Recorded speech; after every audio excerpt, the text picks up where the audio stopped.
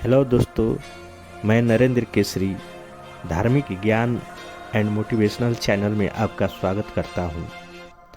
आइए जानते हैं शिवरात्रि क्यों मनाई जाती है।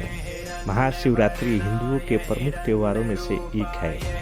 नया साल आने के बाद यह हिंदुओं का धार्मिक रूप से मनाया जाने वाला पहला त्यौहार है। इस दिन लोग भगवान शिव की आराधना और पूजा अर्चना करते हैं।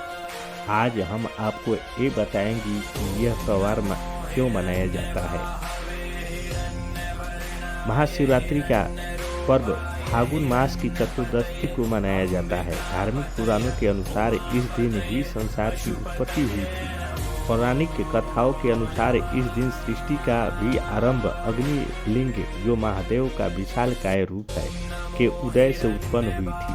इसके अलावा यह भी धार्मिक मान्यता है कि इसी दिन महादेव और पार्वती का विवाह भी हुआ था।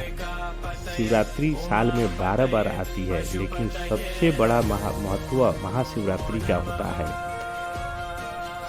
आइए सुनते हैं महाशिवरात्रि की कथा।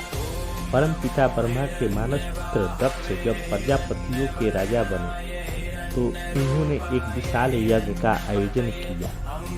इसमें सम्मिलित होने के लिए तीनों लोकों के अतिथियों को न्योता भेजा गया, सिर्फ भगवान भोले शंकर को छोड़कर। भगवान शिव राजा दक्ष के जमाई थे, लेकिन दक्ष को भोलेनाथ का अलबेला और मस्त मौला स्वभाव तकनीक भी नहीं पाता था। जब शिव की अर्धांगिनी और दक्ष की पुत्री सती को पता चला कि उनके पिता ने यज्ञ का आयोजन किया है, तो उन्होंने भी उसमें सम्मिलित होने की इच्छा जताई, लेकिन भोलेनाथ बिना आमंत्रण के यज्ञ में जाने को तैयार नहीं थे।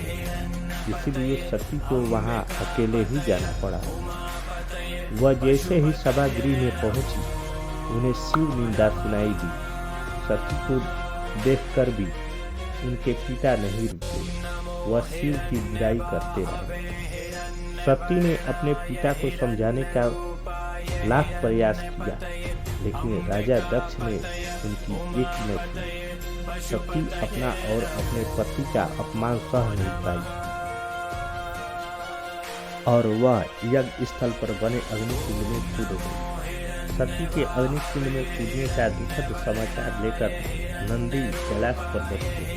भगवान शिव सती को बचाने के लिए यज्ञ स्थल पर गए, लेकिन तब तक सब खत्म हो चुका था। कैलाशपति ने क्रोधित होकर सती का शरीर उठा लिया और तांडव करने लगे। जिस दिन शिव ने तांडव किया था वह फागुन महीने के कृष्ण पक्ष की चतुर्दशी 14वीं तिथि थी।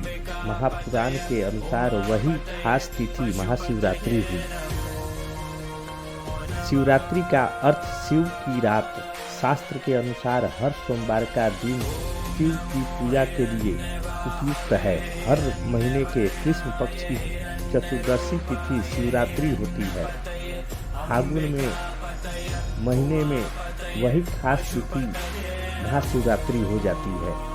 महाशिवरात्रि के दिन देश के 12 ज्योतिर्लिंगों में शिव भक्तों का जमावड़ा लगता है, जिसके नाम है सोमनाथ, मल्लिकार्जुन, महाकालेश्वर, ओंकारेश्वर, केदारनाथ, भीमशंकर, विश्वेश्वर, त्रिवेंकटेश्वर, वैद्यनाथ, नागेश्वर, रामेश्वर और वीरेश्वर। हिंदू शैव संप्रदाय वालों के लिए यह सबसे बड़ा धार्मिक अनुष्ठान है। दुनिया के सभी शिवालयों में इस दिन अंधकार और अज्ञानता को दूर करने का संकल्प लिया जाता है।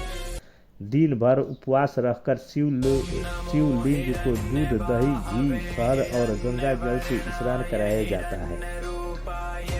शिव पुराण के अनुसार इसी रात शिव और पार्वती का विवाह हुआ था, जिसका मतलब हुआ शिव और शक्ति या फिर पुरुष और आदि शक्ति यानी प्रकृति का मिलन। एक और मान्यता है कि इसी दिन ब्रह्मांड की रचना हुई थी।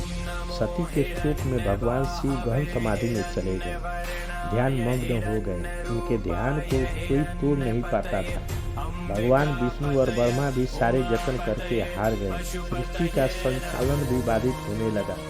देवतागण की समझ में नहीं आ रहा था कि भगवान शिव का ध्यान तोड़ने के लिए क्या किया जाए। दूसरी तरफ हिमालय की बेटी के रूप में सती का पुण्य जन्म होता है। उनका नाम रखा गया पार्वती। पार्वती शिव को पाने के लिए कठिन तपस्या करती है।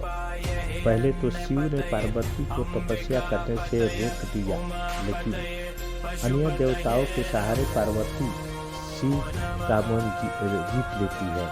फिर एक विशाल समारोह में शिव पार्वती का विवाह हुआ। उस दिन भी फागुन महीने के कृष्ण पक्ष की चतुर्दशी तिथि थी। इसीलिए लड़कियां शिव के समान वर पाने के लिए इस दिन शिव की पूजा करती है। मध्यकालीन इतिहास से पता चलता है कि संसार की मंगल कामना के लिए लड़कियां, विवाहित विधवाएं, सभी स्त्रियां शिवरात्रि का व्रत करती हैं। इसका मतलब यह नहीं कि शिवरात्रि सिर्फ स्त्रियों के लिए है। शिवरात्रि का पहला अनुष्ठान एक पुरुष ने ही किया था। वह कहानी भी स्वयं शिव ने बताई है। शिव पुराण के अनुसार पुराने जमाने में काशी यानी आज की बनारसी में एक निर्दयी शिकारी रहता था। उसे धर्म कर्म से कुछ लेना देना नहीं था। उसका रोज का काम ही पशु हत्या थी। एक दिन वह शिकार करने के लिए जंगल गया और रास्ता भटक गया। शाम घिर आई। जंगल के जीव जंतुओं के डर से वह एक पेड़ पर चढ़ गया। दिन भर कुछ खाने को नहीं मिला था। वह डाली पर बैठे बैठे पत्ते तोड़कर नीचे फेंकने लगा। वह बेल का पेड़ था। पेड़ के नीचे एक शिवलिंग था। शिकारी को इस बारे में कुछ पता नहीं था। वह दिन था शिव चतुर्दशी यानी महाशिवरात्रि और शिकारी भूखा था। उसके फेंके हुए पत्ते बार बार शिवलिंग पर चढ़ रहे थे। दूसरे दिन शिकारी घर लौटकर देखता है कि उसके घर एक अतिथि आया हुआ है।